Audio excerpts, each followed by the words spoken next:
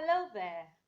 So, what if I told you that it is possible not to yell while parenting?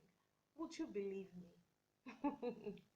Okay, I've had questions again and again from parents asking, TBOG, is it truly possible to parent a child in this day and age without beating, without spanking, without yelling? Is it truly possible? Especially the part of yelling. My answer is a big fat yes, it is possible. And then I hear another question. Tibog, beating, spanking, punishment, disciplining, all of those things are a fundamental part of the African culture. Are you asking us to let it go? My answer is I'm not asking you to let go of culture. However, I'm asking you to define what truly is culture. We say that culture is a way of life, but then we need to realize that culture is made up of people. People came together to institute a particular culture, and it was adopted by that community because they all bought into a particular culture. My question is, when you find out that a particular system of operation no longer works, do you stick to it because that is culture? If you say yes, then I ask you, so why exactly did the killing of twins stop in Calabar, seeing that it was a part of culture? If we realize that certain things being done in the name of culture no longer are applicable or they actually have been fundamentally wrong, the right thing to do is to make a 180-degree turn, switch from it. So that brings us into our conversation for today. When I'm asked, can you truly parent without yelling? I say yes.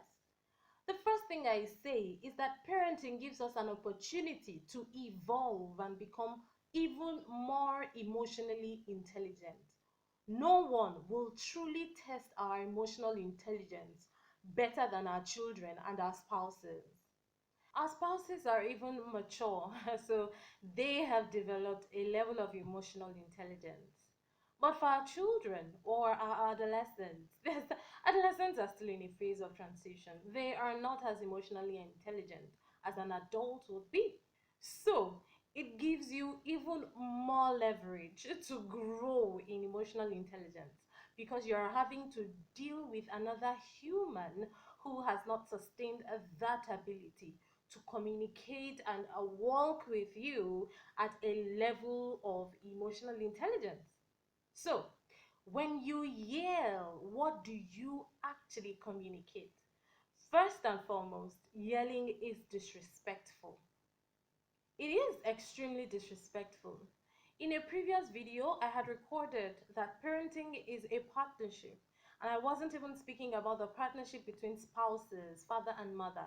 I was speaking about the partnership between parent and child. When you yell at your adolescent, for example, first you're telling your adolescent you're still a child, you have to listen to what I have to say. Second, you're saying you have no mind of your own, you have to do what it is I want to do. Third, you're saying you can't understand what I am saying. So, because you're not understanding what I'm saying, you have to still do what I want you to do, pending the time you understand what it is I have to say. Four, yelling is just downright disrespectful. It's absolutely disrespectful. So when you yell to your adolescent, first, you are not even teaching your adolescent the art of communication. It is why many children grow up today not knowing how to communicate. They are either bad with being assertive, or even if they must become assertive, they do it in a very aggressive way because all they've been taught is that when you disagree with a person, you yell. When you don't understand what a person is saying, you yell. When you want to establish your thought as the dominant thought in a particular setting, you yell. That's basically what you're communicating to your child. Yell when you need to be heard. And that's absolutely wrong. That is not a way to build relationships. Your adolescents learn from you firsthand how to communicate with others.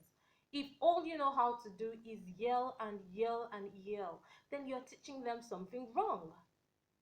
Second, when you yell, you are also communicating that you fundamentally have an unresolved issue. What do I mean? When you're yelling, your psychology feels as though it's not being heard. And the only way you feel you can be heard is to increase your voice a top notch higher. That's still very wrong. When you yell, you're saying, I am not emotionally intelligent enough to converse with you like a mature adult. Either ways, yelling is wrong. Third, some children are extremely sensitive. That's just how they are, either because of the kind of uh, love language they have, or their peculiarity as a person, their kind of person. Yelling can actually damage a child's creativity, and it's scientifically proven, research based. Yelling can damage creativity. Yelling is a no in parenting. There are better ways to communicate with your child. If your child is defiant, for example, and is not listening to what you have to say, you don't have to yell. If you are being upset, you can take a step back and practice the stop principle to work on yourself first. Because a person will only listen to you when you're rational. When you're being irrational, they become defensive. And that's basically what happens when parents begin to yell.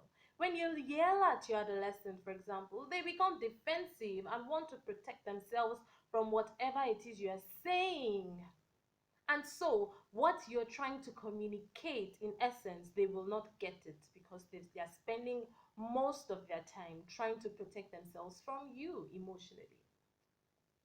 When you yell, the other thing you're doing alongside is that you are hurting them. In the process of yelling, you say some hurtful things, and you know how powerful words are. Words are like eggs. When they are broken, it's difficult to bring back together. And even when you mysteriously bring it back together, the cracks are there to show that something happened. When we yell, we get to a point where we are angry and we say things we really did not mean to say. Adolescents, unfortunately, are not masters at filtering through what it is you have to say. They will take your words hook, line, and sinker, and you're going to break them. That's something no parents want to do.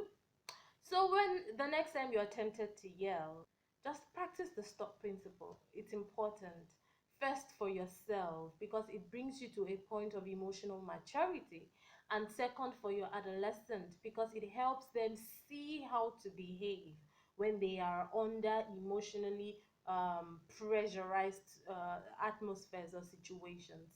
They see that there are better ways to respond to pressure than yelling at everyone and yelling at everything. So the next time you're tempted to yell, practice the stop principle. And by the way, if you've not registered for our course, you are missing a great deal. You get to learn a lot of tips on how to parent your adolescent in this 21st century social climb. See you next time.